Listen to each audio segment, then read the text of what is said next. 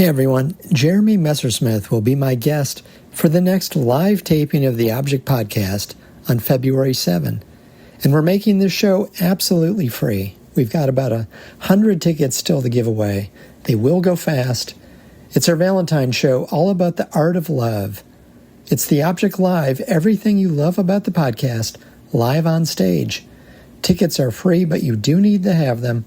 You'll find a link in the show notes for this episode or go to the tickets page at artsmia.org. Now, this is an Encore episode that first aired right around the election in 2024 when people were talking about cat moms. And we realized that the original cat mom was from right here in Minnesota, the 1920s celebrity artist Wanda Gág, whose drawings of houses and the countryside, and of course cats, have always looked so alive to me, so electric and yet so cozy. There's one of her house in New Ulm, Minnesota, the yard covered in snow that has always seemed like the coziest place in the world in a cold January. But it was in New York that she found fame and fortune as a book illustrator. And now you can see her incredible self-portrait in the museum, her hair bobbed like the modern bohemian that she was, the strength of character in her face. This was a person with one foot in the real world and the other in imagination, but it was all her world all the time, until it wasn't. I'll let our guest host, Lizzi Ginsberg, tell the story. Stay warm, stay safe. See you soon. The first time I heard about Wanda Gág, she seemed like someone out of a fairy tale.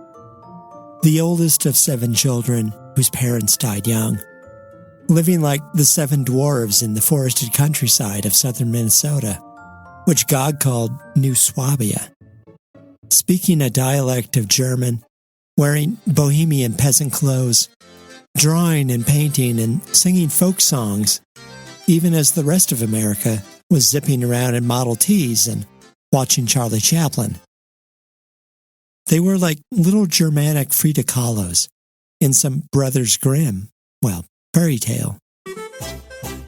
Wanda Gág was still like this when she moved to New York in the 1920s and became an artist.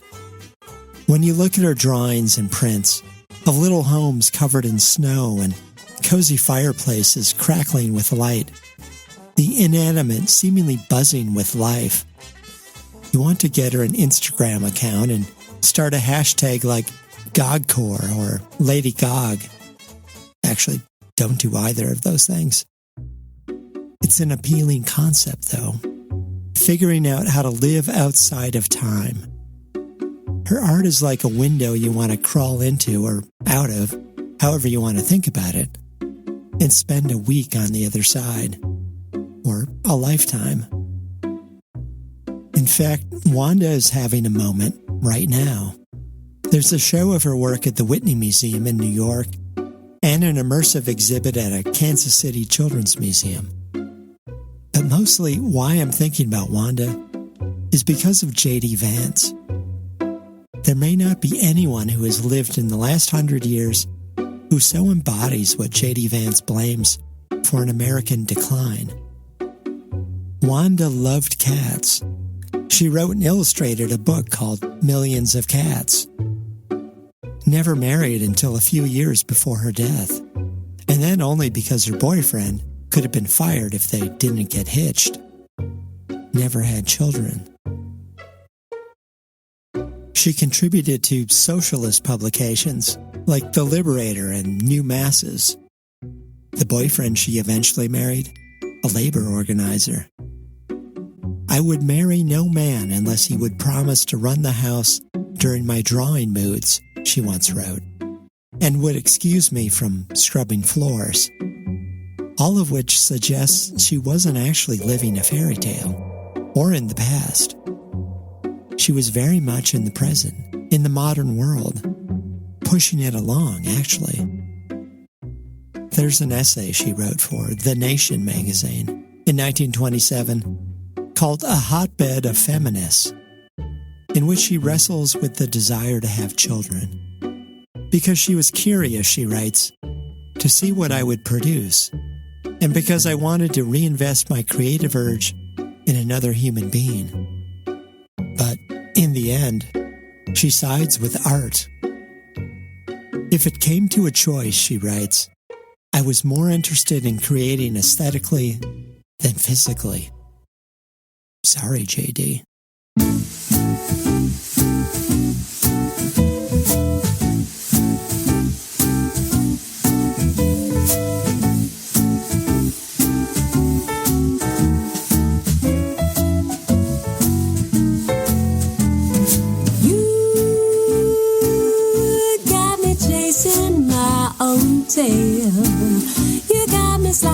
This is the Object Podcast, produced by the Minneapolis Institute of Art, now showing at the Moulin Rouge, about cabaret life in turn-of-the-century Paris, as captured by Henri Toulouse-Lautrec. The Object is made possible by generous support from Ameriprise Financial, a proud supporter of the Minneapolis Institute of Art and committed to the future of art and culture in the communities they serve.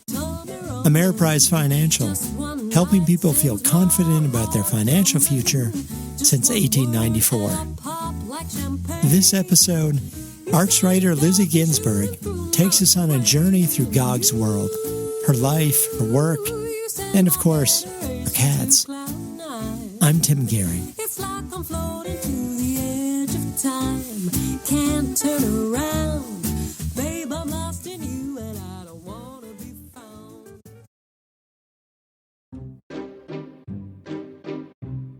It's fall when I drive from Chicago to Minneapolis to visit the University of Minnesota.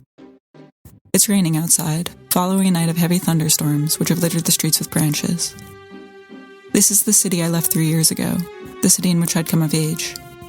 And amid the wreckage, it looks the same as I remembered. The same stoplights, the same street curves. I leave my rental car in a covered parking lot at the university and take an elevator down to the lower level of the library that houses the Curling collection of children's literature. A repository of more than 100,000 children's books and manuscripts and drawings. A very nice woman directs me to a quiet room with a cart which is filled with the boxes I'd requested. I sit down at a long table and gently remove the lid from the first box, which feels something like a coffin that's been unearthed from 6 feet underground. I've spent the past several months reading books and articles about Wanda Gág, but now I'm holding her scrapbooks and sketches and letters and photographs.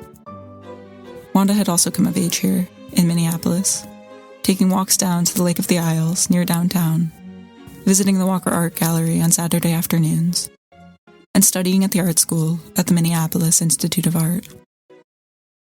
Sometimes, as I retrace her movements, the cities feel eternal, and so does she.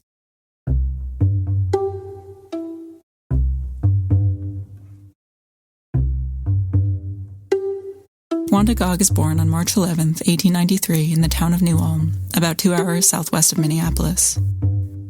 She's the oldest of 7 siblings, the daughter of Anton and Lizzi, who are bohemian immigrants in all possible senses. Her father paints houses and pictures and owns a photography studio where he makes people's portraits. In a photograph of the children, there's Stella, Debly, Wanda, Howard, Asta, and Nelda, the youngest at the time. Their sister Flavia is born sometime later. Wanda is the one in the top right-hand corner with the dark hair and the dark eyes and the mutable expression. They don't have much money, but they live together in a big house with lots of windows and a skylight and a ceiling painted with cherubs. Sometimes Wanda goes up to the top floor studio and watches Anton paint, or reads a story, or makes up one of her own. Sometimes she submits these stories to the Minneapolis Journal-Junior to make some extra cash. In 1908, the year her father dies, she starts a ledger of her earnings, which turns into a diary, which turns into a book called Growing Pains. Monday, October 12th, 1908. I sent one of my pictures to the Junior Journal, Tottie's hanged our dollies, and forgot to put my address on it, so I sent another envelope with my address on it. The same day I sent a story, Lou's Soap Bubble Party, and a picture to illustrate it to McCall's. I wonder how the whole thing will turn out. The whole thing turns out pretty well. The editors of the Junior Journal are so taken with her talent, they offer her a scholarship to study at the Minneapolis School of Art. She keeps drawing and selling her drawings, and one even makes the cover of the University of Minnesota's humor magazine, the Minnehaha. She makes friends at the university who take her to concerts and lectures and give her books about art. And then, in 1917, the country enters the First World War, and Wanda wins a scholarship to study at the Art Student League in New York. In New York, she moves into the YWCA Studio Club and signs up for a class in advertising illustration so she can send money home to her newly orphaned siblings, her mother now dead from drinking. She doesn't brood about the death too much, call it the Gág character of understatement. She writes in her diary, February 14th, 1917, "Everybody tells me that I am so brave. The trouble is that I am too brave for my own good." But like any good storybook character, instead of crying, she gets to work. She makes an illustration for Nugent's. Its fadeaway design looks familiar, something like another popular magazine illustrator of the time, Coles Phillips, would make. But perhaps, at this point, Wanda is more concerned with money than originality. She writes in her diary, February 1921, "I'm not earning any money. This makes me uneasy, too, for although earning money through commercial art is very distasteful to me, I feel guilty not to be earning as much as I consume." In June of 1921, she tries to assuage this guilt by joining a children's toy and book company called Happy Work. She makes so-called happy plays for marionettes and paper story boxes. She spends weekends in rural Connecticut, writing and drawing and telling stories to children. She feels freer in the country. Says New York always makes a wreck of her after the first month or two. She writes in her diary, June 21st, 1922, "Yesterday I went to the hilltop. It's a mass of daisies rimmed with voluminous trees. It's all quite different than it was, oh you know when. I feel so damn civilized when I get into their wild, reckless midst that I have a great contempt for my city self." She starts spending all her summers in the country, where she makes a journal of potential children's stories. They have names like Alice in Blunderland, The Horseradish, and Millions of Cats.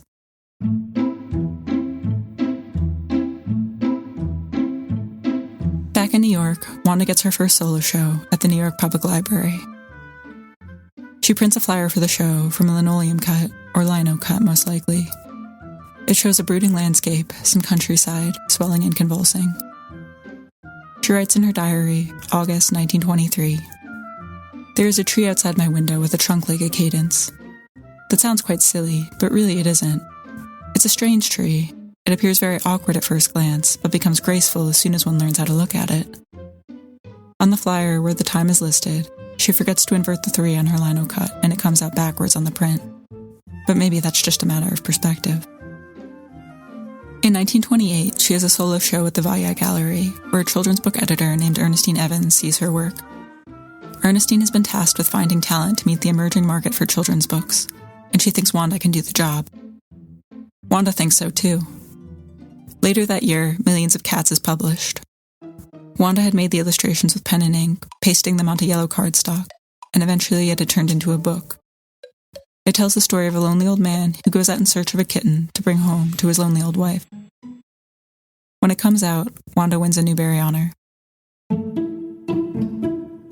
By now, Wanda is spending more and more time in the country with her 2 cats, Snoopy and Snooky. They are a gift from her neighbor, Mrs. Bosse, who says she can use them as models. Later, when Millions of Cats sells millions of copies, Mrs. Bosse requests a share of the profits. Wanda sends her a signed copy of the book instead. In a picture of Wanda with Snooky, on a big lounge chair on a porch, Wanda smiles down at her cat. Snooky looks out at the camera, perfectly content in the arms of his cat lady. Millions of Cats makes Wanda famous, and brings her art's golden slipper, at least according to a news clipping that she pastes in her scrapbook. She embellishes the first letter of each word in the title with a pen, turning the newspaper into one of her fairy tale storybooks. But it doesn't read like a fairy tale, it reads like an American myth. She bought a bed for $1.75, so uncomfortable until I came to understand it, she says. She made a linoleum cut of that bed, and it was one of the first sales she made. She allowed herself $30 a month for living expenses and lived inside that figure. She would rise early, do the chores, then begin a determined assault on artistic mediums, an attack as grimly violent as the attack she began on the problems of existence when she was 14. Now, at 38, she's seeing her work pay off. She uses the money from her book sales to buy a house in central New Jersey, part of a 123-acre farm with a guest house, an outhouse, and a wood stove. A large tree hangs over the front of the house, like a weed. Wanda probably likes it this way, since it's reckless and free. She started sporting her signature bob, is fond of billowy dresses, and goes barefoot whenever possible. Her friend Frank Walt calls her hairstyle a bohemian girl bob. He makes a sketch of it, Wanda in profile, her black bangs framing her face, which she pastes in her scrapbook. Her scrapbook is full of news clippings and book reviews and things she finds amusing. Like the title page of a story called Millions of Dogs, written by someone named George Andrade, who is either not very famous or not very Googleable. She stays in the country for the summer and later some winters when she needs a break from New York, where she lives for part of the year. On summer afternoons, she sits on the porch with her boyfriend Earl, reading the paper, maybe a review of her book. She invites friends to visit, has them lay in the grass, gives them pencils and paper to draw with. She calls the farmland all creation. That same year, in 1931, she publishes her third book, Snippy and Snappy, about two little field mice who get lost in a country cottage. She reads a story about her story in the New York Herald Tribune and puts it in her scrapbook. Two baby mice were discovered in the cellar of the Francis McLeod bookstall in Milwaukee, it reads. On the same day that copies of Wanda Gág's story of two mice, Snippy and Snappy, arrived in town. The mice, with bread and milk and cheese, were promptly installed in the show window, along with Wanda Gág's drawings, and the children of the neighborhood were constant spectators. Wanda appreciates a good spectacle, especially when it's funny. Her outhouse at All Creation is outfitted with a long, thin, wooden arm with a jar attached to the end of it that, when swayed from side to side, causes the arm to wave hello or goodbye, depending on your perspective. Wanda is a great fan of perspective. She writes in her diary, June 1935, "Perspective has for many years had an ecstatic effect upon me. I remember again the time that I had a climax in the midst of a treetop with Earl, while and because of thinking of the mathematical recession of planes, which is perspective. The inevitableness of it, its potential bareness, even in space, its utter rightness, all these things excite me, not only aesthetically, but apparently emotionally too." Wanda catalogs her emotions often, sometimes in words, and sometimes in pictures. Like the drawing of a crying turtle who is standing on its hind legs, arms waving in the air, which could have been for a story, but it's hard to say, since it was tucked arbitrarily into a folder, into a box, into an archive for a woman who's long been dead.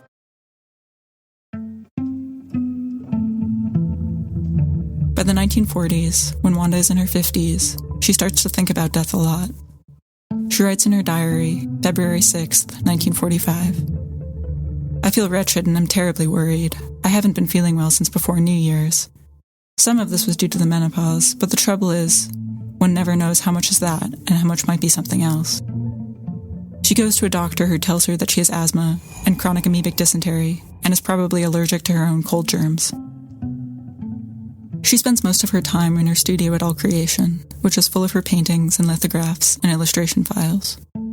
She's trying to finish the drawings for a translation of the Brothers Grimm, but complains often about not having the energy to work. When she does have the energy, she prefers to work with the door closed, and gets so absorbed in what she's doing that she has to be reminded to stop and eat.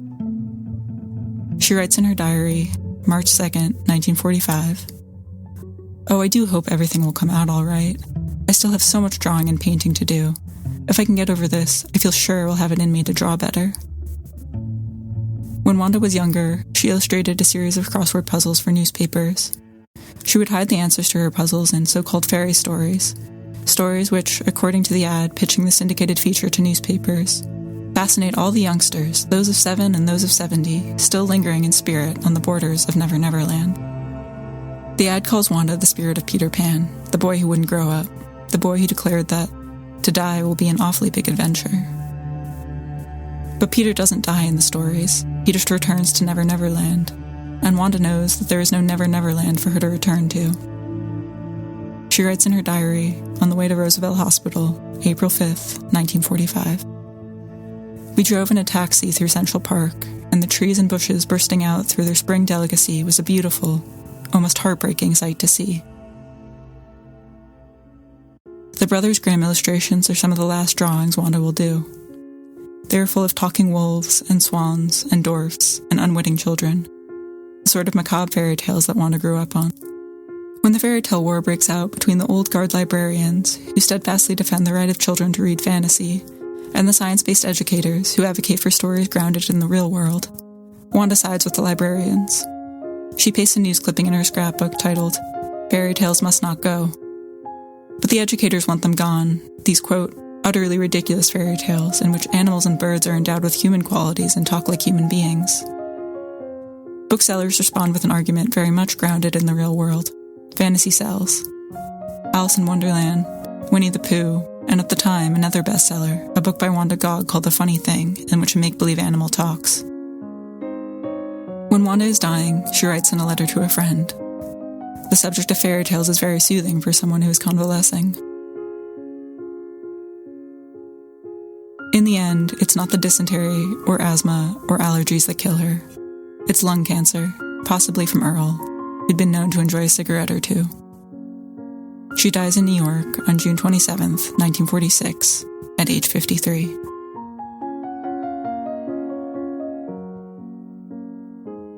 "24 years later, Randy Mann of PS 312 Brooklyn, New York, writes Wanda a letter. I just finished reading Millions of Cats. I liked your book very much, and also it was funny. Was it a true story? How do you make up a story? Can you tell me how many stories did you write?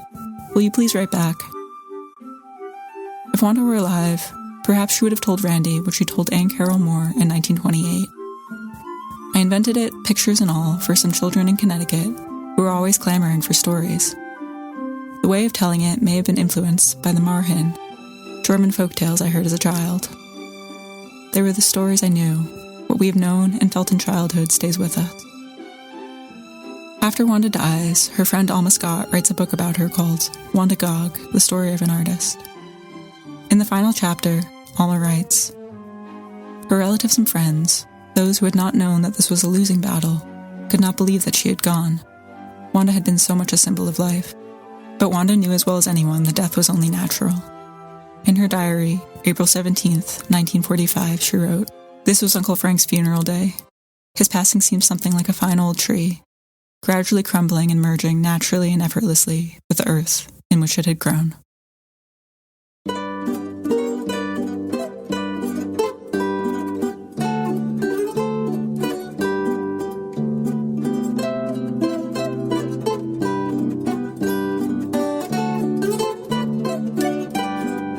This has been the Object Podcast, produced by the Minneapolis Institute of Art and supported by Ameriprise Financial. Please show us your support by leaving us a review or a whole bunch of stars on Apple Podcasts or wherever you listen. And subscribe so you never miss an episode. Thanks very much to Lizzi Ginsberg for today's story, and thank you, as always, for listening.